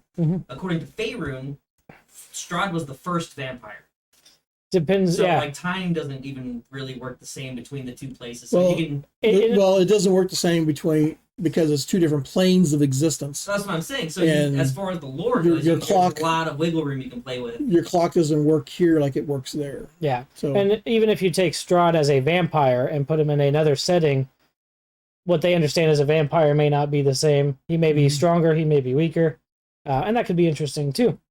Particularly, so we're dealing with magic versus technology. If you get into the D20 modern setting, those that equipment for modern day firearms, as far as damage types and things, that was a 3rd edition, and it moves forward into 5th. So if you wanted to go load up with Tommy guns and end up in a mummy style adventure where you run into Strahd after he's been asleep for a while, that could be kind of interesting too. 1920s playing Cthulhu. Yeah, Pulp run around Cthulhu. with Tommy guns and Model A cars. Yeah. And you go through you're driving through a forest with your hoot. Forest, getting out of town, you're being chased by revenuers, and you go through the fog, and now you're here. In Ravenloft. With Tommy guns. Nobody was normal. And you get stopped at the damn toll booth into Barovia. Yeah, you got to pay to cross the bridge.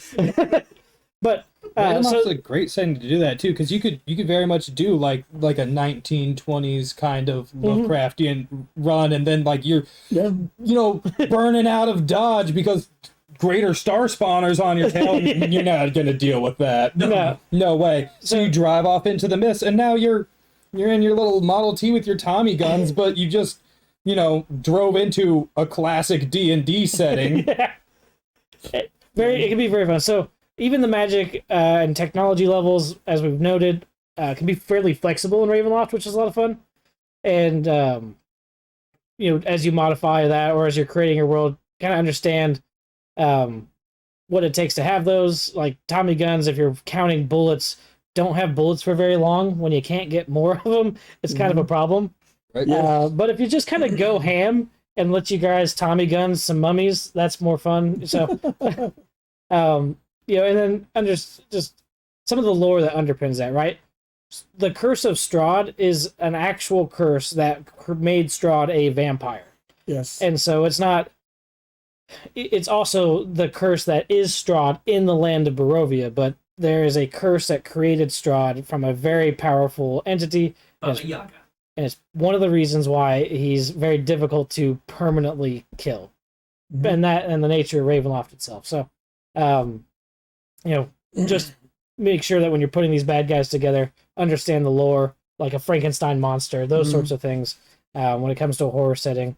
Some of the reasons why you have this crazy supernatural entity can be just as interesting as what they do or how they interact. Yeah, the way it lays out kind of in the Van Richten's Guide to Ravenloft is that each domain of dread has its own dread lord, and in particular, they are created by some point in time where, like, emotions were so powerful and, like, actions that were performed were so horrific that these, like, evil powers, like, noticed and swallow the whole area. Yeah.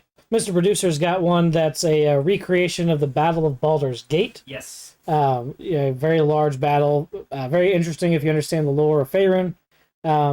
So that made an imprint into Ravenloft. Not that it went and sucked up Baldur's Gate, but it made an imprint where that battle at sunrise starts and continues all day and repeats the next sunrise. Well, no, it's every night. So it's every night. And the guy that is, quote, in charge of that place is a Death Knight who was the gate guard that died there. So, yeah, things like that can happen even where you're like, I don't understand. It's just events that go through and leave imprints through their, that's a lot of death, negative material, imprints into Ravenloft, and so you can have these cool events or scenes without necessarily needing to create whole new subdomains. It's also a really good way to get other places because where my players are at in the map of Faerun is basically dead center, and then when that happens inside of Ravenloft, they come outside Baldur's Gate. Right. So there's some of the things as we talk about Through the Realms, and we're kind of an eye towards world building, modifying, exploring, or creating your own worlds. Keep in mind these 10 points here. Actually, 8 we got. So your maps, your cultures, histories, governments, commerce, magic and technology, monster types or other threats, and then the lore that underpins that world.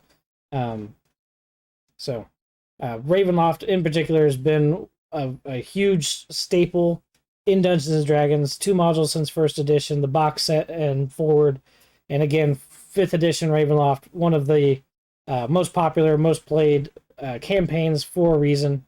So if you haven't run it yet, you haven't had a chance to play in it, you got to get into it. Nate's going to be running his second one, so look forward to more stories about how he's killed all of his players. Yeah, I'm running my second one. Once I wrap, we'll start the third one. I'm not going to stop. So Preacher Man says on his last campaign through, he used the interactive tome, which became like a flashback of key moments in Strahd's life. Yes, now, so he had a very cool, because he had done all this research, he was able to have you actually flash back and tell the story of Strahd through this item, so that what was the thing that was interesting, he's got a group of younger players, and it sort of humanized Strahd to his party, and so it gave more weight to the final confrontation. I might steal that because I like that a lot. And that does make, like, the Tome of Strahd that much more interesting if it lets you actually look at as the character and kind of watch these moments that get described to you in the module. Yeah. I'm gonna steal that. Then he also went ahead and killed everybody at our suggestion. That was awesome. Yeah, it was a great if my players decide to go mess with Strahd when we're in Ravenloft, we're definitely doing that. Hey, Preacher Guy says he'll send you a copy. There we go. Hit him up. It's Gendo Akari on the Discord there. So hit him up, direct message, get some info. That'd be pretty cool. I would also love a copy of that. You will not get that. I know. You're not worthy. To Troy's part earlier, having run Curse of Strahd the first time, played a lot in Ravenloft, you got some cool stories. You got some plans for next time. What do you got going on, Nathaniel? I got a lot of plans, but I'm not No sure. spoilers for people who may be watching. Yeah, I'd love to talk about what we were talking about earlier, Yeah. but I feel like my players will watch it. So there's a spoiler thing that's going to happen that leads to this event that's also a spoiler, and then there's this thing that I can't talk about. And then don't forget that It's spoiler very dies. like that, yeah. Some interesting things I did my first time through, though. Honestly, I feel like Piddlewick was one of the most interesting. Just to take That character side seems to come up a characters lot when and- we talk to people that play it. Yeah. Yeah. it's such an odd, like, it's a small little bit, but I think it's mostly because it's a very interesting looking character, and Okay. it's very fun to give like a puppet personality and play that up. But also you have like Blinsky. Blinsky's a fun one. Sorry, that's the character. Yeah. Things I added though. What could be? I mean, if you have a favorite character, talk about him. Blinsky. I just wanna hear love about- Gadolf Blinsky. I love every description of every toy that's in this run. I think they're absolutely hilarious. When I introduced my current players to him, they became instantly obsessed with the monkey in the tutu. They want that monkey so bad that they almost just ran straight off to Castle Ravenloft. They're like, "You want what out of there? We'll go get that. I want that monkey." But I love his toys. I love reading off the description, and of course, there's always that little tagline of "Is no fun, is no Blinsky," you know. And it's just like a fun thing to keep recurring. It turns out the monkey is actually the one controlling the construct. Bottle Saga is another great one to play into, as well as Madame Eva, the Vasani, Yeah. reading the cards and everything. I really like the Night Coven, Morgantha. Super fun. I had her show up at the Festival of the Sun in my first run, and my player characters didn't assume anything about her. They thought, this old lady needs help selling pies. Nice. So they bought the entire cart and began passing them around and eating them. Tons of them. That's not. This sounds The like undead this elephant sounds- filled his belly with those. They didn't digest. They just sat there. Save Yeah. versus drug trip. Well, that Then sounds like Stephen King's Thinner. Well, it also has an strong overtone of Sweeney Todd. Yes. Yeah. And then I did change when they went to the Vistani camp just outside of Valaki. Rather than have the missing child up in Lake Zarovich and doing that whole thing, I led them all the way through the woods chasing that child to Old Bone Grinder. Nice. And that's when they realized what they'd done at the Festival of the Sun. Oh no! And feeding these people their own children, and the realization on the undead elephantine of like, oh, I've got guts full of dead kids right now. I'm gonna go throw that up. Because that's gross. And the thing that was extra disturbing is that it tasted good coming back up too. And of course, the dream pastries are just a fun bit to play into with giving characters weird and unsettling dreams. And then you get kind of fiending for more. Sure. Well, one of the things I want to ask about that's an interesting bit of it's a prop, but it's also part of the module, are the tarot cards. Do you use those very often? Was one party more apt to them than the other? I like to start within like the first couple sessions by getting them usually to the seer pool and doing it there. I think it's a great setting. I think it's a good way to introduce the Vistani and get you interested in them. And then just doing a card reading. The first time, I literally just shuffled up the top deck, low deck, and dealt it out. My second time, I definitely looked through every little bit of those and the map and spent an entire day of just like, what do I feel like will be the best run I can give my players that lets me explore new things?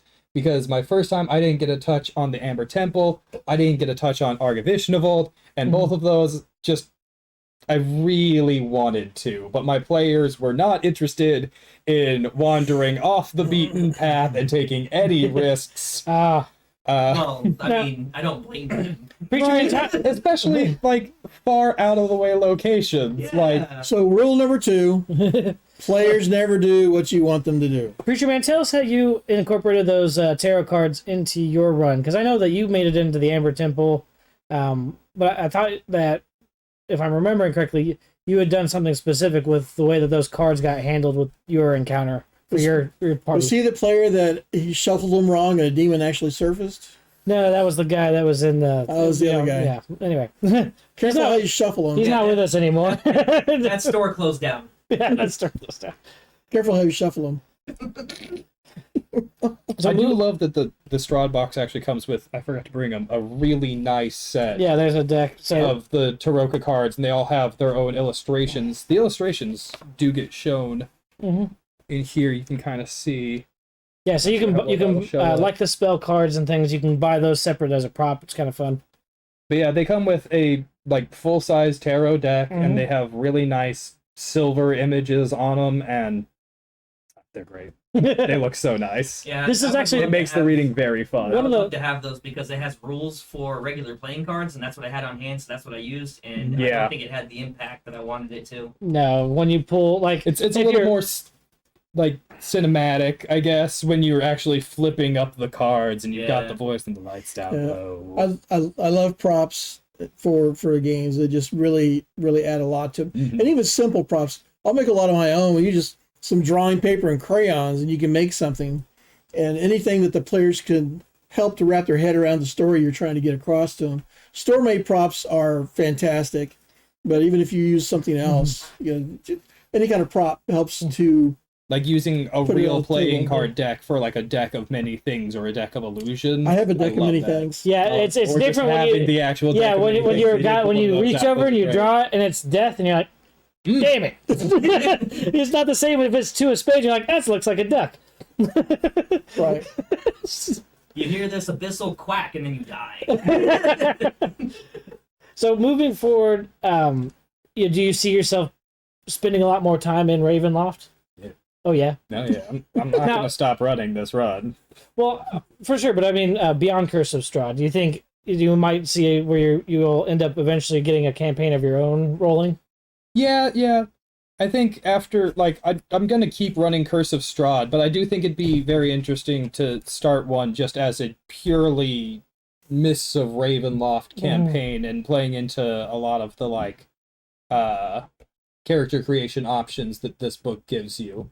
Right, the Ravenloft specific characters, or yeah. So that'd be pretty cool. Nice.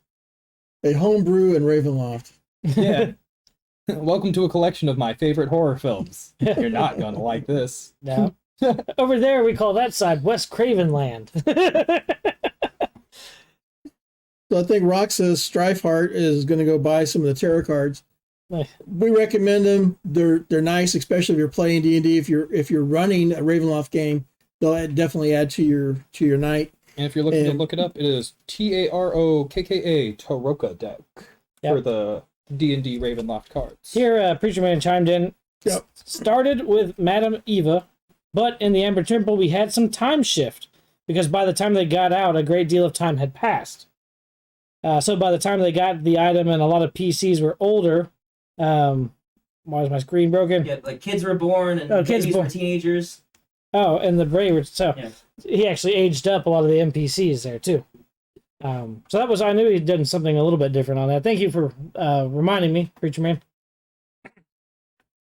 So Troy, let's get your last words here on Ravenloft. Did you like being murdered all the time? No. So the first time I went into Ravenloft, I was a 3rd level cleric, and I was scared and pissing my pants all the whole time because when I buried my party member who had died, and then within a couple of weeks, character time, we had to fight him as a zombie. So my nice little cleric, he didn't adjust so well to Ravenloft, some of the other things. Yeah, it's a much harsher reality.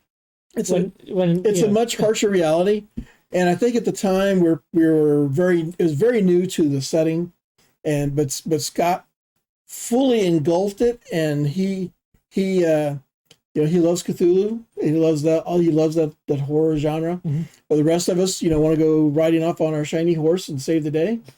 The two don't mix very well. No, and we lost. That's why Dad's in Greyhawk. That's why I like this setting, because I get to session 0 with my players and be like, hey, how much am I allowed to session 0? Yeah, how bad can I make this? Yeah, session 0. So we've actually got a form that we give out at our different events that we go to I've got to help DMs with the session 0. And basically, some of the questions deal with how much horror are you comfortable with? How much blood, violence, which I love pitching this setting to players, because a lot of people who want to do a horror themed setting are much more willing to let me get into the body horror and descriptive, more grotesque stuff that I really like to write about. I want to torture my players. I want to not only down you, I want to take you away from your party, and you're gonna wake up in a room with an extra arm on your face. Yeah, the room has quotation marks around it. Getting to do a little torture scene, But some people are not comfortable with that, or that's not the game they want to play. Yeah. Me, I would be comfortable with it if it was an occasional thing, but that's not the level of gore that I want to play as a game. I'm doing this for fun. Yeah. Your type of fun is just slightly different. Yeah. Well, there's just a nothing wrong little with bit it. forward. So here's how I would approach it. I like the Vampire the Masquerade setting. And so this, in terms of grit, Ravenloft is like sandpaper. It can vary from 320 to 1,000. Where Vampire the Masquerade is motorcycle crash road rash. And so if I want those harder elements, that darker reality, those more, that harder body horror, murder sort of World of Darkness setting, it's over there. It's Vampire the Masquerade and its associated stuff. I like Ravenloft because I can get that without all the grit, and I can still be heroic. I can still, try to save the day despite the dark reality. But if only 10% of the populace even has souls, then what's the point of saving it? What's the point? Well, there's I only have to save 10% of the people I meet. Yeah. But again, it's nice to have that outlet. These sorts of stories don't work in Faerun. I can say this.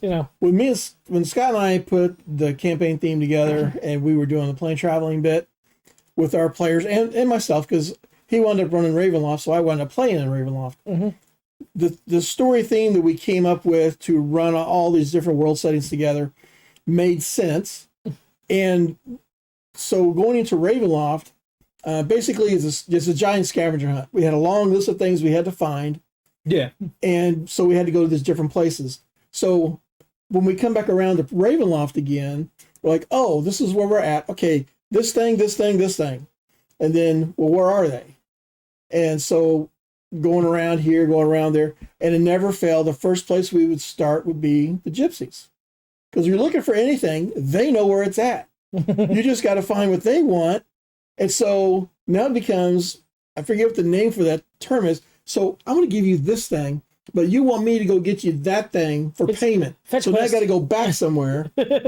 So we would go to these different planes and get all this stuff and had just this long shopping list. And it was so funny after doing this for what seemed like nights and nights and nights. We finally got back around the Ravenloft with a small cart with all these different chests. And we show up, and here's the Queen of the Gypsies. And she's like, oh, you returned, my friends. And he's like, yes, and we have your stuff. And it was just a treasure chest of junk, basically, to us. But that's what they wanted. So we gave it to them, and then they gave us all the stuff we needed, and we made friends of the Gypsies. And everybody's like, come on, let's go. I'm like, are you kidding me? They got the best food anywhere we've had. Their food doesn't try to eat you.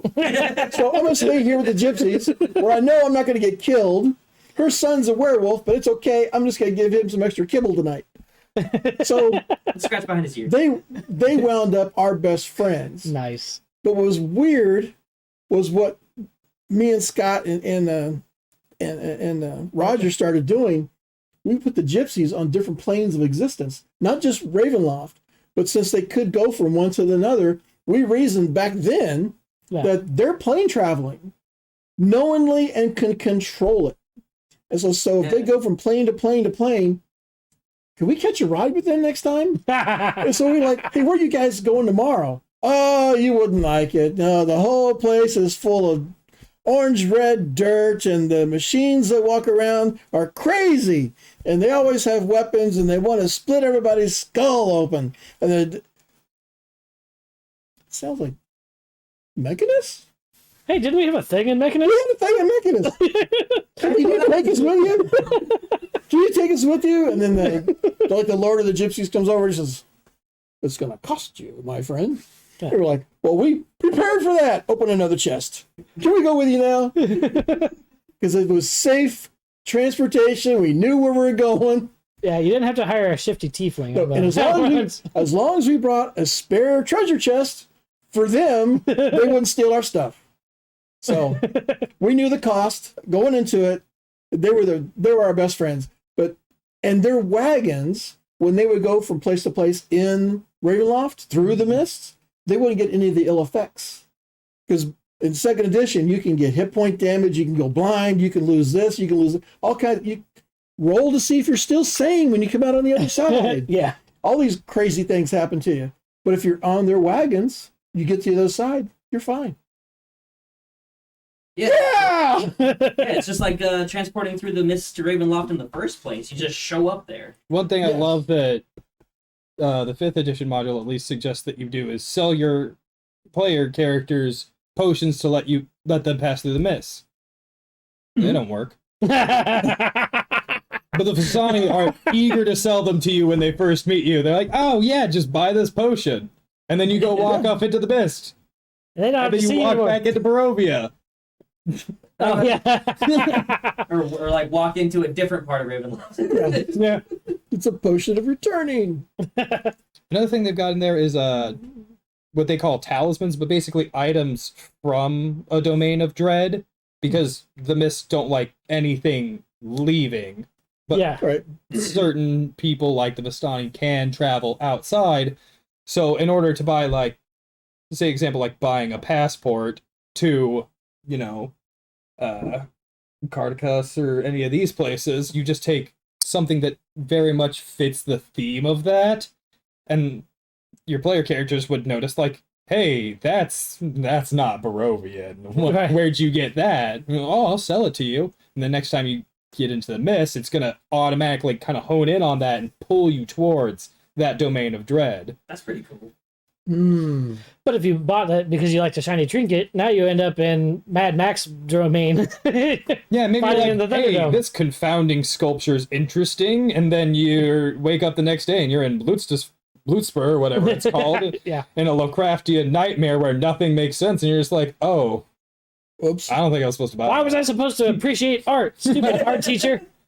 How much one of these cost? $186,000. Get the hell out of here. I cannot. All right, so I think we've got it all there, and we love Ravenloft. I want to thank you guys out there in Twitch TV land for joining in on our discussions. Loved every bit of it. Who we got out here? We got put them up on the screen there, Mr. Producer, as we Roxa, Strifeheart, Preacher Man. Boss Katie was with us earlier. Boss Katie, I think we lost her though. Some idiot from I Want to Be a GM was on there. Dirtiest Player, he had some really good points here and there. His input was absolutely. Roxa is really active. Yep. Thanks for that. Yeah. And more Roxa and Preacher Man, and that idiot from I Want to Be a GM again. That's Mr. Producer on our account. Oh, that's who it is. Okay. Yeah, so that way if I post something stupid, you guys get in trouble and I don't. Yeah, that's gonna happen. That's for sure. We're gonna have to cut your pay. And banned. Well, so long story short, Ravenloft is a great system. It's been around since 1983. 40 years. 40 years. Anybody out there get an opportunity to get any of this old material off of eBay or some of the sites that bring us back, Mr. Computer. Reprint it. Be sure to do that if you can. Or you can talk with us when we're out at some place, because we take this material around with us from time to time just to share it and show it off. So the new stuff is still rocking. It's still a great game. Yeah, check out Awesome. 417 Games and Events. You'll be able to see a bunch of things where we are going to be at and come out and talk to us. That's for sure. So, this has been Dungeons and Dragons Through the Realm, and I want to invite you guys to join us on Discord if you haven't yet. You can find us on Facebook, here on Twitch as well. You can check out 417 Games and Events, like Mr. Producer said. That's a .com. It's a calendar that we run that shows all the local events that are happening in the area so that you don't miss a con. You'll be able to find us this year, of course, at Tremendicon and at VisionCon. So check those dates at 417gamesandevents.com. And then you can find Nathaniel at Haven Games if you want to jump into one of his one-shots Friday nights at 6:30. Yeah, yep. And I'll then, also be at VisionCon. also at VisionCon. Maybe he can come and kill you with some vampires, so check him out there. The characters, not the players. We'll see about that. Yeah, it's one or the other. But I'm Jester Borris with I Want to Be a GM. I'm Troy, the Planescape guy, the voice of the disembodied voice of our producer behind the screen. And special thanks to you, Nathaniel. Thanks. So Thanks for coming out and putting up with us. join us next time for Dungeons and Dragons Through the Realms. Woohoo!